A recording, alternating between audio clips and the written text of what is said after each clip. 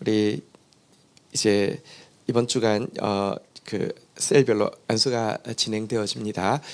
안수 자체는 사실 목사가 손을 얹었다고 무슨 일이 있겠습니까? 그런데 우리가 이제 주사를 놓는 것처럼 이렇게 우리 안수하는 사람도 안수 받는 사람도 하나님 앞에서 겸손한 마음으로 하나님의 통로가 되기를 원할 때 손을 대는 것이 마치 주사가 들어가는 것처럼 하나님께서 또 하시는 은혜의 통로가 되어집니다.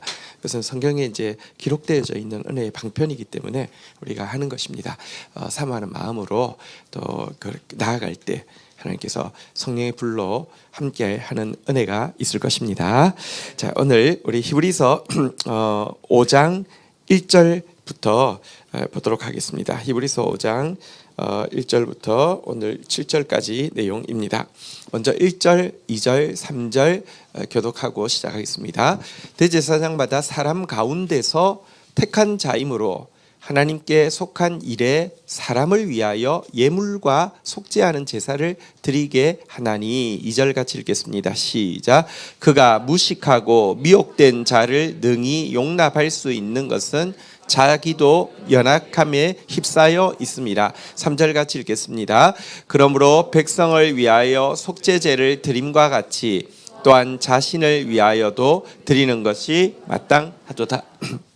자, 1절에 보면 이제 그 히브리서 5장은 예수 그리스도께서 대제사장의 사역을 이제 우리를 위해서 감당하신다는 것을 이야기하고 있는 내용인데, 오늘의 내용은 예수님께서 대제사장으로서 충분하신, 물론 뭐 충분한 정도가 아니라 초월하시지만 충분하다는 이야기를 하고 있는 내용입니다. 왜냐고 하면 유대인들에게는 되게 강한 인식이 있습니다. 대제사장은 반드시 레위 지파에, 그 중에서도 아론의 후손을 통하여서만 나와야 된다는 믿음이 있습니다. 그리고 당시는 예루살렘 성전이 아직 존재하고 있었기 때문에 실제 대제사장이 있을 때였습니다.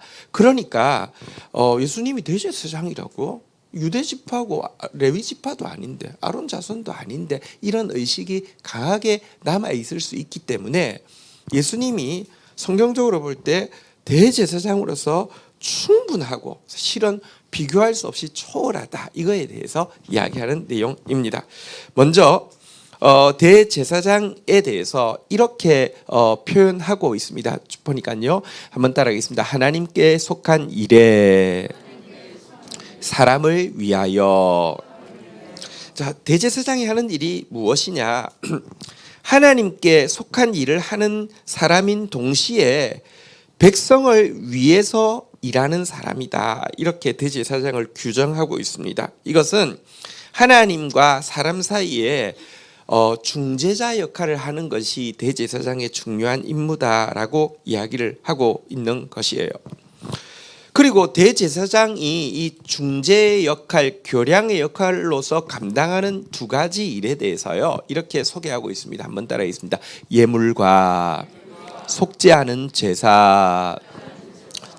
대제사장이 하나님을 위해서 혹은 사람을 위해서 하는 일이 뭐냐고 하면 예물을 드리는 거하고 속죄하는 제사, 그러니까 속죄제를 드리는 것이 대제사장의 중요한 일이다, 이렇게 소개하고 있습니다.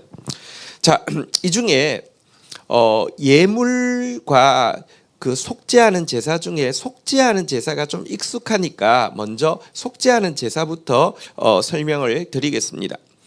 속죄하는 제사란 하나님께서 백성들을 위해서 이제 해주시는 일인데요. 물론 백성들이 짐승을 속죄제로 바치죠. 제물로 바치죠. 이것은 그 짐승에게 자기의 죄를 전가한 상태에서 그 제물을 바칠 때 실은요, 하나님께서 받아주시고는요, 여러분, 내가 짐승에게 죄를 전가했다고 해서 내 죄가 짐승에게 갈까요? 그리고 내 죄를 짐승에게 전가해서 짐승을 죽였다고 해서 그것이 충분히 내 죄의 대가가 되겠습니까? 불가능해요. 가지도 않고. 나는 하나님의 자녀의 피조물이고 짐승은 사실은 그것보다 못한데 내가 나보다 못한 거를 대신해서 내 가지고 그거는 통하지 않겠죠. 그렇지만 이 행위에 담겨 있는 이 마음을 불쌍히 여기시고 우리를 위해서 받아주셔서 당신의 아들을 우리를 위한 대속제물로 내어놓으시겠다는 것이 바로 속죄하는 제사에 담겨 있는 의미입니다. 그래서 실은 속죄제는 우리가 하나님께 바치는 것 같지만 사실은 별것 아닌 거 우리를 위해서 받아주시고는 당신의 하나님께서 우리를 위해서 자기 아들을 내어놓으시는 제사, 그러니까 하나님이 우리를 위하시는 일이 속죄제사의 의미입니다. 이것은 우리에게 굉장히 익숙하죠. 사실 이 자리에 나와 있는 우리 청소년부도 붙잡고 예수님께서 이 땅에서 무슨 일 하셨어 하며 금방 이야기할 수 있을 것입니다. 우리 죄를 대신하여 죽어주셨어요. 이게 바로 여기 나와 있는 속죄하는 제사의 의미입니다. 그런데 그 앞에 있는 예물이라는 단어에 대해서는 우리가 그냥 읽을 때 그냥 넘어가기가 쉬운 것인데 대단히 중요한 의미를 가지고 있습니다. 이 예물이라는 것은 무엇을 이야기하냐고 하면요, 이제 우리가 하나님을 위해서 하는 것입니다. 속죄하는 제사는 하나님이 우리를 위해서 하시는 일이라고 하면, 예물은 하나님이 우리가 하나님께 하는 것입니다. 그래서 대제사장은 중간에서 한편으로는 우리가 하나님을 위해서 하는 것을 올려드리고 하나님께서 우리에게 하는 것을 또 받아내리는 일을 하는 것인데요, 예물은 무엇이냐? 하나님을 향한 우리의 감사를 표현하고 또 하나님께 우리의 성결함을 드리겠다는 표현을 담아서 드리는 소제를 의미합니다. 소제라고 들어보셨습니까? 속죄제하고는 다른 것인데요, 한번 따라하겠습니다. 소제. 소제의 소자는 여러분 이름에 소자 들어가신 분들 있죠? 집사람도 소자가 들어갔는데요, 소자 보통 소자 들어간 사람이 있습니까? 소자 무슨 한자 보통 뭘 쓰죠? 힐소를 써요. 그래서 소제는 무슨 제사? 흰 제사. 뭐가 힐까요? 곡식 가루가 희잖아요, 그죠? 그러니까 이 흰 제사 소제예요. 그러니까 이 희다는 것 자체가 성결을 표현하겠죠. 또 소제라는 것이 발음은 한번 따라하겠습니다. 민하라는 것인데요, 이건 그냥 선물이라는 뜻입니다. 하나님께 선물하고 싶어요. 그리고 그 선물이라는 것은 감사할 때 하는 거잖아요. 하나님께 감사를 표현하는 선물 드리고 싶어요. 그런데 내가 드릴 수 있는 게 별 게 없어서 사실은 그 제물 중에서 제일 저렴한 게 소제겠죠. 왜냐하면 곡식 가루만 있으면 그걸 빵을 만들어서 드리는 것이니까요. 그래서 그렇지만 하나님 앞에 내 성결한 삶을 드리고 싶어요. 이게 예물, 선물, 소제의 의미입니다. 여러분, 사실 예수님께서 속죄하는 제사로 하나님이 우리를 위해서 보내신 분이시지만 동시에 예수님께서는 인간의 대표로 인간이 하나님께 드려야 할 올바른 삶이 무엇인지를 이 예물을 드림으로 살아내신 분이십니다. 생각해 보십시오. 만약에 예수님께서 단지 우리 죄를 대신하시기 위해서 죽어주시기 위해서 오셨다고 하면 태어나자마자 십자가에 달리시면 될 것 아닙니까? 그런데 그렇게 하지 않고 왜 그렇게 긴 시간을 딜레이 하셨습니까? 이 땅에서 우리와 똑같은 성장 과정을 겪으셨습니다. 지금 우리 청소년들 열심히 성장 과정을 겪고 있습니다. 그리고 청소년 때가 성장 과정을 겪으면서 제일 힘든 때입니다. 우리 청소년들 응원합니다. 우리 축복하겠습니다. 네. 우리 청년들도 이제 셀별로 안수하기 위해서요, 지금 많이들 여기서 자고 있고, 어제도 밤 늦게 한 10시 넘어까지, 10시도 더 넘을 때까지 예배당에서 또 이제 성탄 준비도 막 찬양도 하고 이런 모습 보니까 너무 좋더라고요. 다시 이렇게 뭐랄까요, 옛날에 교회에는 막 청년들이 같이 막 크리스마스 앞두고 막 늦게까지 그런 게 있었는데 요즘 잘 없잖아요. 그런 문화가 없잖아요. 그래서 너무 좋더라고요. 이렇게 예수님이요, 우리하고 똑같은 성장 과정을 겪으셨고요, 또 예수님께서 우리와 똑같은 일상의 일을 감당하셨습니다. 목수로서 정말 그냥 보이지 않는 곳에서 어떻게 보면 지루하고 그냥 다람쥐 쳇바퀴 도는 일상을 감당해 내셨습니다. 이 과정을 통해서 인간은 모두 원죄를 짓고 살고 있잖아요. 원죄라는 게 뭐라고요? 하나님을 버리고 마음으로도 하나님 경외하지 않는 삶을 사는데 우리가 똑같은 일상 속에서 하나님을 가까이 하고 하나님을 경외하는 삶을 사시는데 언제까지? 십자가를 앞둔 죽음의 순간까지. 한번 따라하겠습니다. 내 원대로 마옵시고 아버지 원대로 하옵소서. 이런 고백을 삶으로 살아내므로 말미암아 모두 자기 증명하려고 하고 자기 중심으로 사는 이 원죄의 세상 속에서 철저히 자기를 부인하시고 하나님 중심의 삶을 살아내신 것, 이게 예수님께서 예물로서 드려진 삶을 살았다. 그리고 이것이 우리가 사실 하나님께서 이 땅에 우리를 보내시면서 어떤 삶을 살기를 기대하셨는지를 온전한 둘째 아담으로서 하나님께 영광 돌리는 모습이 무언지를 보여주신 것, 이게 대제사장으로서 드린 예물, 선물의 의미가 됩니다. 하나님께서는 지금도 우리가 소재를 드리기 원하십니다. 선물이 하나님께 선물 드리기 원합니다. 한번 보십시오. 아이가 예를 들면 유치원생 정도가 엄마 생일이라고 아빠 생일이라고 선물을 준비하면 그거 솔직히 엄청 가치 있는 값으로 치면 엄청 대단한 것일까요? 진짜 안마 쿠폰 이런 거 주잖아요, 그죠? 그 별거 아니에요. 그런데 부모가 너무 부자야. 안마기도 집에 있어. 비싼 거 있어. 그러면 얘야 앞으로 이런 거 가져오지 마. 필요 없다. 아빠가 이런 게 필요하겠어? 그러겠어요? 아니면 그거 받을 때 좋아하겠어요? 좋아한다고요. 하나님은요, 우리를 위해서 자기 아들까지 아낌없이 대속 제물로 내시지만 동시에 우리한테 예물, 선물 받기를 좋아해요. 소재 받기를 좋아한단 말입니다. 사실은요, 소재 자체가 하나님이 우리 누구라도 빠짐없이 하나님 앞에 선물 드릴 수 있게 해주신 특별한 조치입니다. 모든 제사가 여러분 제물에 피를 흘려야 되고 꽤 많은 비용을 들여야 되는 것인데 비해서 소재는요, 솔직히 밀가루 한 움큼과 기름 조금만 있으면 누구든지 바칠 수 있었습니다. 바치는 방법도 가난한 사람들은요, 집에서 화덕이 있거나 요즘 말하면 오븐이 있는 집도 있고 이렇게 후라이팬만 있는 집도 있고 냄비만 있는 집도 있는데 규정이 없습니다. 오븐 있는 집은 오븐에서 구워서 와둬서 바치면 되고 후라이팬 있는 집은 후라이팬에서 구워서 바치면 되고 냄비 있는 집은 냄비로 해가지고 바쳐도 되고요. 어쨌든 직접 만들어서 바칠 수 있는 제도 허락하신 이유는 하나님 선물 받고 싶다는 표현입니다.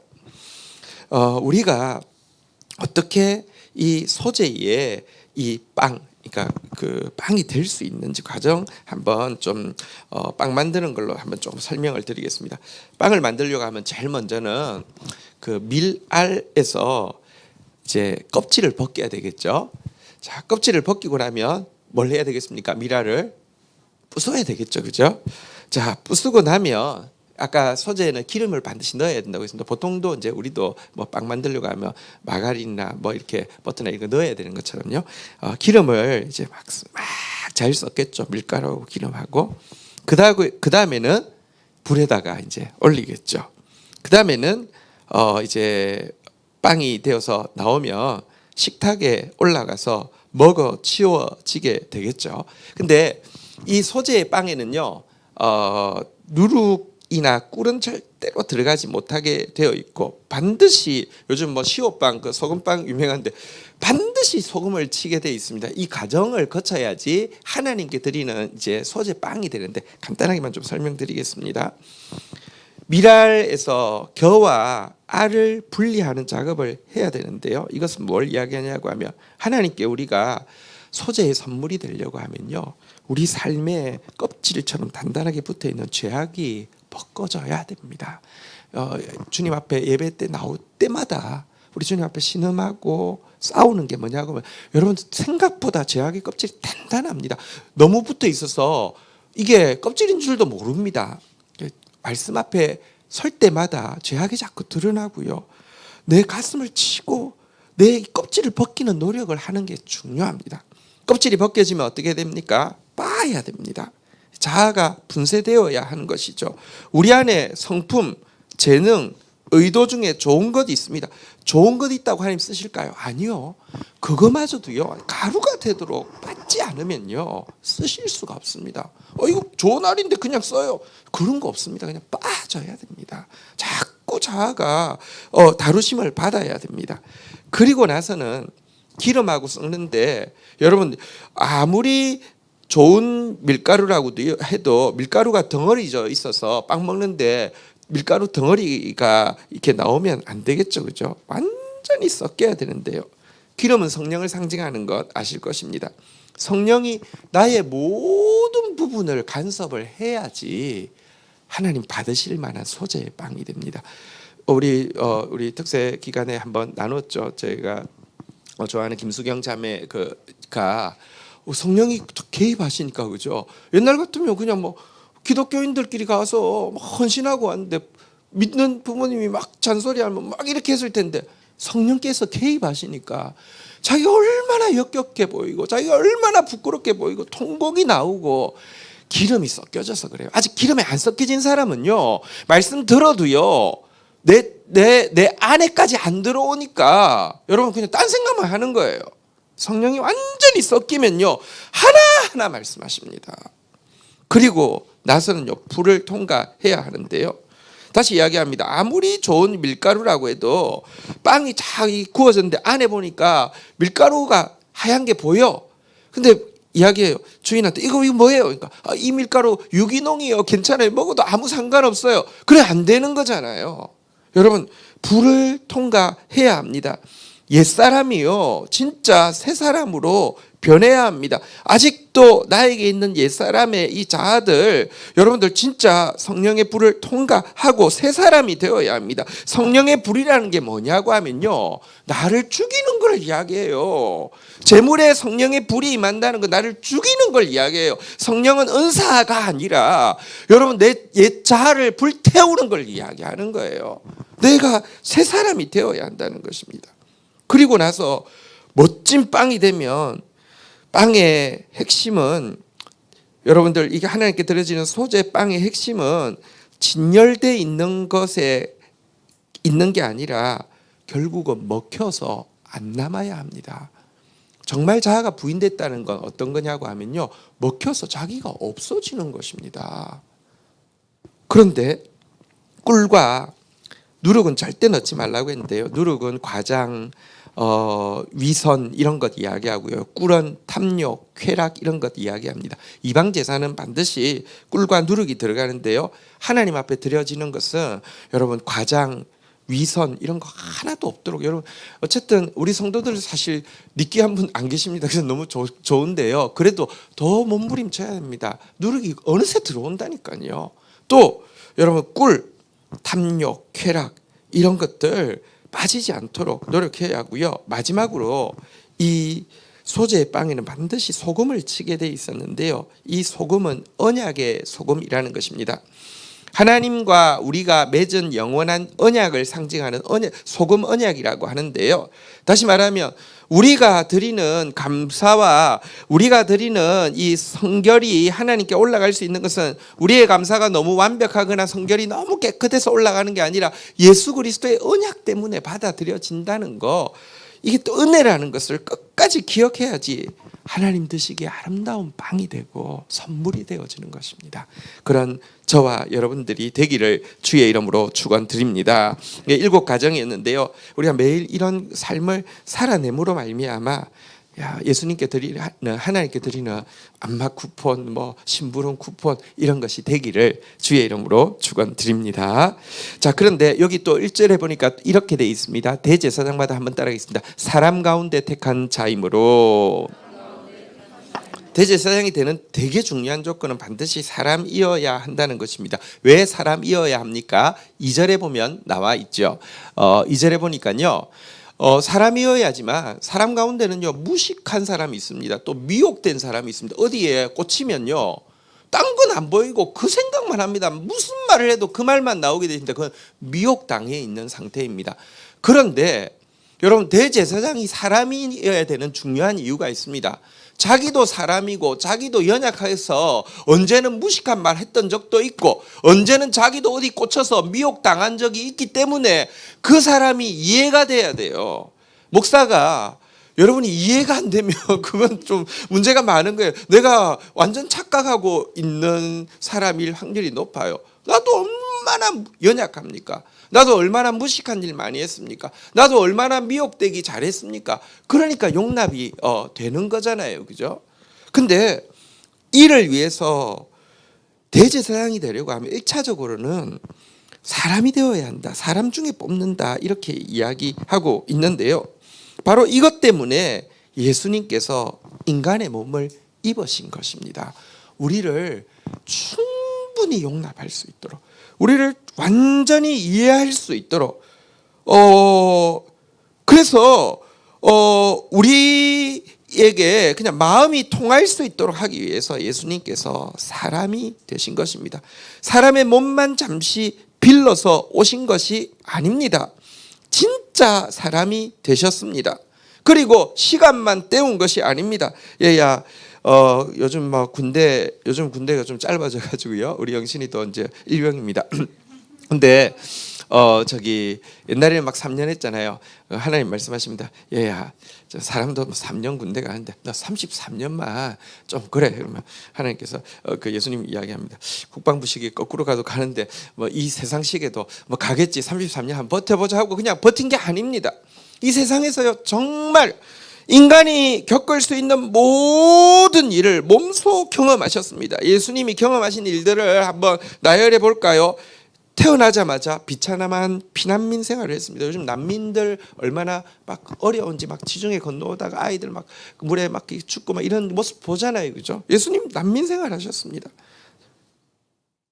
성장기 때는 가장 가난한 빈민 생활 하셨습니다.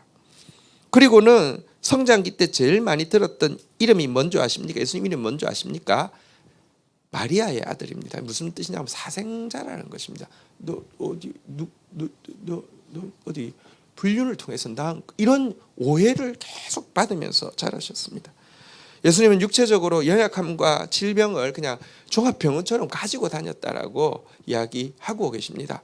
우리 윤창호 집사님 의사 선생님이신데 되게 좋은 의사 선생님이신데 장이 좀 안 좋아서 지금 이제 기도하고 있습니다. 장이 좋아질 겁니다. 충분히 고생을 많이 하셨습니다. 근데 또 그런 연약함이 있으니까 제가 장이 안 좋다고 그러니까 얼마나 잘 이해를 하시고 그렇잖아요. 근데 예수님이요 진짜 종합병원이었다고. 그는 질고를 알고 강고를 많이 겪은 자다. 고생을 많이 했고 질병을 안다 이런 뜻입니다.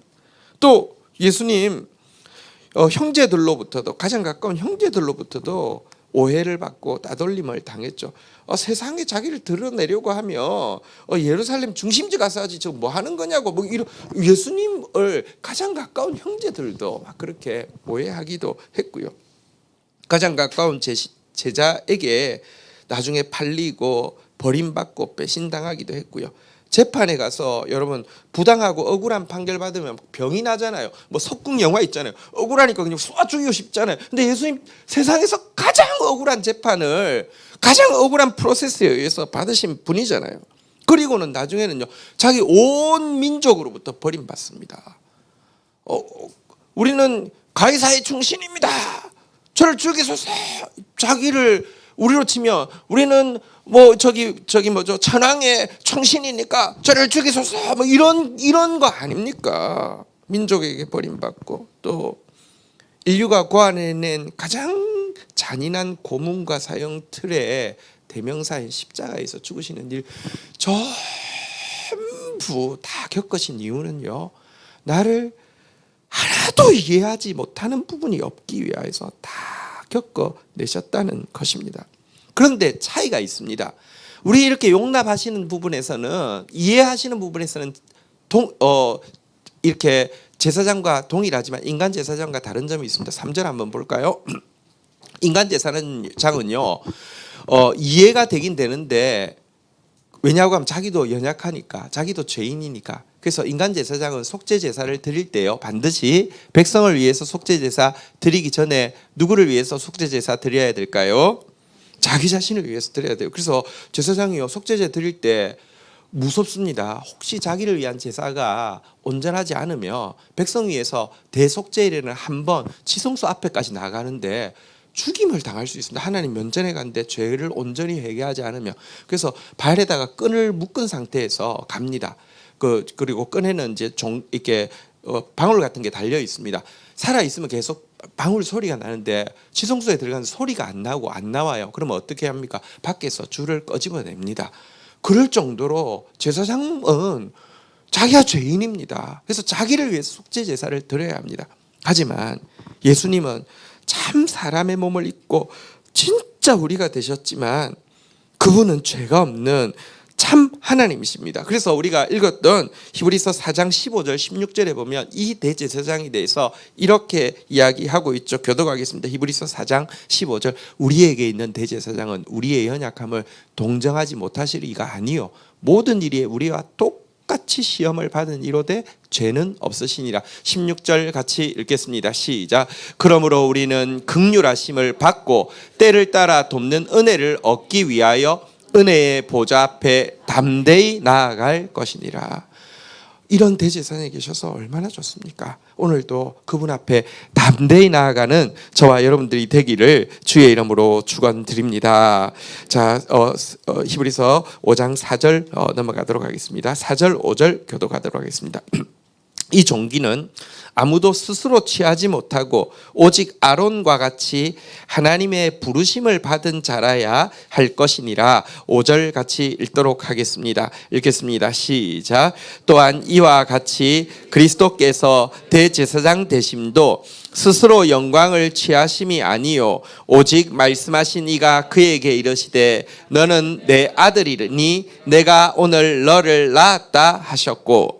자, 또 대제사장이 되기 위해서 사람 가운데 이제 뽑힌다는 것과 함께 중요한 기준이 있는데 하나님이 불러서 하나님께서 임명하셔야지만 대제사장이 된다는 것입니다. 4절에 보니까 이거 스스로 취할 수 있는 게 아닙니다. 대제사장 자격 시험을 쳐가지고 1등 한다고 되는 것 아닙니다. 하나님께서요 아론이 특별히 업적이 있거나 특별히 성결하거나 특별히 기능이 대제사장으로서 적합해서 세운 것 아닙니다. 그냥 아론을 세우니까 되는 것입니다. 이거는 하나님께서 임명해야 되는 것입니다. 이게요 우리의 노력에 의해서 되는 것이 아니라 은혜로 된다는 것을 잘 보여주는 것이죠. 나중에 고라당의 자손들도 레위 가문입니다.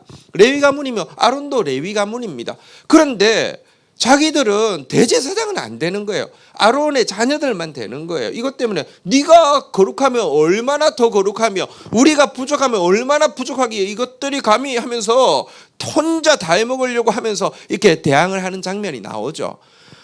아론이 그러면 내가 네보다 얼마나 거룩한 줄 알아? 이게 아닙니다. 아론이 내세울 수 있는 건 하나밖에 없습니다. 나도 모르겠는데 하나님이 나를 세웠어. 나를 부르고 나를 임명했어. 이게 아론이 내세울 수 있는 것입니다. 어쨌든 대제사장이 된다는 것은 하나님이 선택하셔야 되는 것인데요. 5절에 보니까 그리스도께서 대제사장 되신 것도 하나님께서 세우신 것이다. 선택하신 것이다 라고 하면서 시편 2편을 인용했는데요. 한번 따라하겠습니다. 너는 내 아들이니 내가 오늘 너를 낳았다. 원어에 보면 내가 오늘 너를 세웠다, 그러니까 임명했다라고 되어 있는데요. 하나님께서 임명하신, 하나님께서 대제사장으로 임명하셨다 이런 뜻입니다. 사실은 시편 2편은 하나님께서 예수님을 대제사장으로 임명하실 뿐만 아니라 온 세계를 위한 구원의 왕으로 임명하신다는 내용입니다. 뒤에 문을 조금만 열어주실래요? 지금은 다들 잘 집중하고 있는데 제가 좀 더워서 그렇습니다. 이 시편 2편의 내용을 그냥 제가 그냥 그 시로 바꾸어서 제가 한번 읽어드릴게요. 어찌하여 너희는 하나님을 향하여 증오심을 품으며 그의 구원 계획을 방해할 모의를 하느냐? 너희는 어찌하여 여호와의 기름 부으신 구세주를 대적하며 그의 모든 교훈을 속박으로 치부하여 벗어버리고자 하느냐? 너희의 모든 시도와 결탁은 헛된 일, 하늘에 계신 주께서 비웃으실 뿐이다. 여호와께서 진노하시며 선포하시는 말씀을 들으라. 나는 이미 메시아 왕을 너희 가운데 세웠다. 메시아 왕께서 하나님께 받은 임명장을 친히 낭독하신다. 여호와께서 내게 말씀하시기를 너는 내 아들이라. 오늘 내가 너를 세웠다. 내게 구하라. 내가 온 나라를 내게 주리니 너의 통치가 땅끝까지 이를 것이다. 너의 권위에 대적하는 원수들은 철장 앞에 질그릇처럼 부서질 것이다. 그러니 너희여 여호와를 경외함으로 섬기며 떨며 즐거워하라. 이것이 너희의 지혜이다. 하나님의 아들에게 사랑과 복종을 맹세하며 입맞춤하라. 이것이 너희에게 주어진 최후와 최선의 기회. 그에게 복종하지 않는 자에게는 두려운 진노와 급한 심판이 기다릴 뿐이다. 그러나 그에게 순복하여 피하는 자는 모두 구원을 받게 될 것이다. 시편 2편은 온 인류의 구원을 위한 하나님의 구원 계획이 펼쳐지면서 예수님을 메시아 왕으로 세웠고 대제사장으로 세웠다는 아름다운 힘있는 찬양이고요. 우리가 할 일은 그에게 피하고 그에게 순복하는 것밖에 없다고, 그에게 사랑과 복종을 맹세하는 것밖에 없다고 노래하는 내용입니다. 어쨌든 예수님은 하나님이 세웠다는 것입니다. 이게 굉장히 중요합니다. 6절 한번 볼까요? 같이 읽겠습니다. 히브리서 5장 6절입니다. 읽겠습니다. 시작. 또한 이와 같이 다른 데서 말씀하시되 내가 영원한 멜기세덱의 반차를 따르는 제사장이라 하셨으니. 여러분, 하나님이 세웠다는 게 왜 중요하냐고 하면 아까 이야기했죠. 당시는 성전이 존재했고 대제사장이 진짜 존재했어요. 예수님 재판도 대제사장이 들어와서 했잖아요. 가야바가 들어와서 했잖아요. 그죠? 그런데 그들은 이건 우리는 영원토록 대제사장이라고 이야기합니다. 왜냐하면 아론의 자손이라는 것이에요.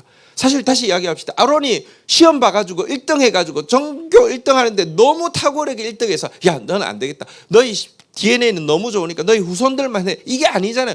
그냥 했어요. 이유 없어요. 그런데 그 당시까지 이어졌어요. 이걸 하나님의 언약이 얼마나 신실한지 보여주시는 것이죠. 그런데 예수님이 아론의 후손이 아니잖아요. 유다의 후손이시잖아요. 예수님은 왕이시기도 하고 제사장이시기도 하고 선지자이시기도 한데요. 그래서 사실은 왕으로 그 메시아가 올 것은 유다 지파로 예언되었기 때문에, 근데 자기들 입장에서는 예수님은 대제사장이 될 수 없다는 거예요. 여기에 대해서 뭐라고 이야기하냐고 하면 예수님이 멜기세덱의 반차를 따르는 대제사장이 될 것이다라는 예언을 인용을 하고 있습니다. 시편 110편 4절을 인용한 것인데요. 한번 시편 110편 4절을 제가 읽어드릴게요. 여호와는 맹세하고 변하지 아니하시리라 이러시기를 너는 멜기세덱의 서열을 따라 영원한 제사장이라 하셨도다. 이런 표현이 나오는데요. 자, 무슨 말인지 좀 설명을 드릴게요. 멜기세덱의 반차를 따른다. 멜기세덱의 후손으로 온다는 게 아니라 멜기세덱과 같은 특이한 형태를 취한다는 의미인데 조금 설명을 드리겠습니다. 히브리서 조금 앞당겨서 7장 1절부터 한번 좀 가볼까요? 멜기세덱이 누군지 잘 모르시겠죠. 자, 멜기세덱 히브리서 7장 1절 교독을 하겠습니다. 3절까지만 교독하겠습니다.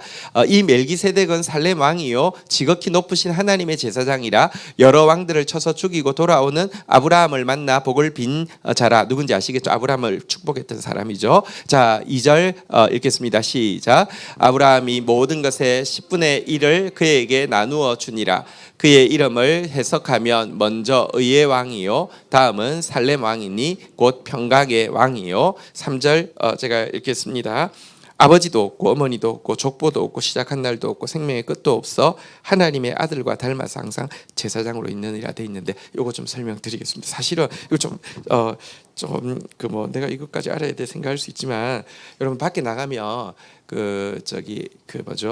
길자교에서 여기 뭐 하나님의 교회라고 하는 하나님의 교회 아니죠. 사탄의 교회죠. 근데 길자교에서 전도할 때 반드시 이야기하는 게 이 멜기세덱 이야기를 합니다. 자, 3절에 보니까 멜기세덱은 아버지도 없고 어머니도 없다. 이거는 불신 가정에서 믿음의 부모가 없는 가정에서 태어난 것이다. 족보도 없다. 이것은 유대의 족보가 없다는 것은 이방인으로 온다는 것이다. 이거는 누구를 이야기하느냐? 불신 가정에서 태어나고 한국인으로 태어난 안상홍을 이야기하는 것이다. 이렇게 이야기하고는요. 그다음에 그 뭐랄까요? 아브라함한테 그가 떡과 포도주로 축복을 빌었잖아요. 그죠? 그것처럼 안상홍이가 기독교에서 유월절을 이렇게 폐지했는데, 유월절은 없고 부활절 지키잖아요. 폐지했는데 떡과 포도주의 유월절을 회복해 주었기 때문에 진정한 멜기세덱은 예수도 아니고 멜기세덱도 아니고 안상홍이다. 이제 뭐 그런 이야기를 하는 거예요. 근데 진짜 기가 막힌 바보 같은 이야기거든요. 이게 무슨 말이냐고 하면 멜기세덱은 실존 인물인데요. 우리 아까 2절에 보십시오.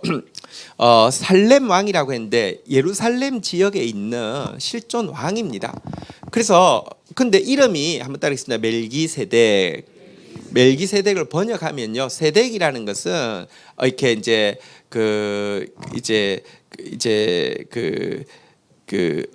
의라는 뜻이고요. 멜기라는 게 왕이라는 뜻입니다. 그래서 의의 왕이라는 뜻을 가지고 있는 살렘 지역의 왕이고요. 살렘이라는 이름 자체가 예루살렘 할 때 샬롬에서 왔잖아요. 그래서 한번 따라하겠습니다. 평강의 왕, 의의 왕, 이런 뜻을 가지고 있는 사람인데, 이 사람이 누가 아버지였는지 어머니였는지 성경에 기록이 없습니다. 족보에 대한 기록이 없습니다. 난 날에 대한 기록도, 죽은 날에 대한 기록도 없습니다.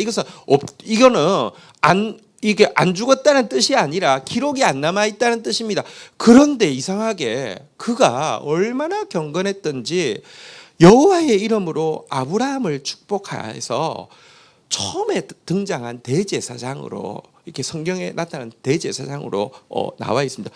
그가 어떻게, 아직까지 아브라함이 이제 이스라엘 백성의 조상이 될 거잖아요, 그죠? 근데 어떻게 여호와를 그렇게 잘 알고 여호와의 이름으로 축복하게 되었을까요? 이것은 사실은 아담 하와 이후로 여호와에 대한 믿음이 있는데, 그거를 정말 경건하게 가진 사람이 잘 없지만 어쨌든 아브라함을 통하여서 한 민족을 이루어서 그들에게 집중적으로 보여주시려고 하셨지만, 하나님의 은혜 가운데서 이 멜기세덱이 이 신앙을 잘 지킨 것이죠. 좀 특별한 신앙인이었죠. 물론 그의 후대인 살렘 왕들은 이 신앙의 유산을 잘 받았을까요? 그러지는 못했습니다.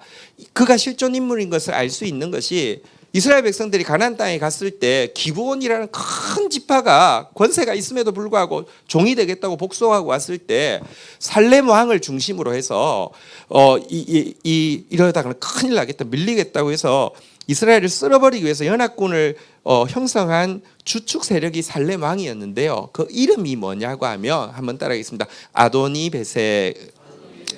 죄송합니다. 아도니세덱. 멜기세덱하고 이름이 뭐가 같아요? 세덱은 같죠. 세덱이 의라는 뜻이고요. 아도니는 주라는 뜻이고 멜기는 왕이라는 뜻인데, 그러니까 의의 주, 의의 왕. 이게 보니까 시대가 쭉 가면서 멜기세덱이라는 명사를 쓰다가 아도니세덱으로 좀 바뀐 것 같아요.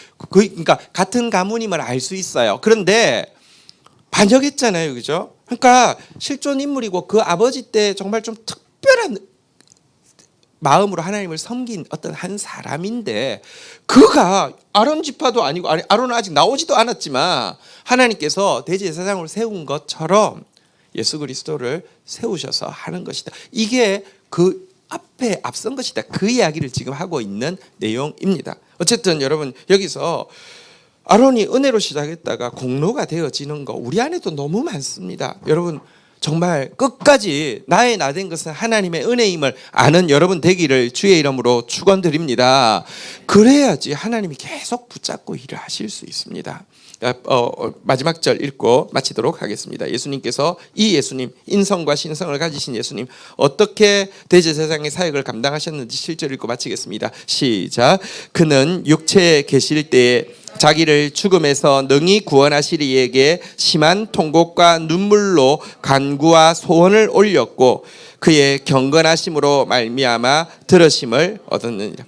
대제사장의 직무, 왕의 직무를, 구원의 왕의 직무를 가지신 예수님은요, 능히 구원하실 이, 인류를 능히 구원하실 일 앞에서 이 세상에서 하신 삶의 모습입니다. 한번 따라하겠습니다. 심한 통곡과 눈물로 간구와 소원을 올렸고, 12통 물붓기는 여러분 울지 않던 우리에게 통곡하라고 눈물 흘리라고 주신 기회입니다.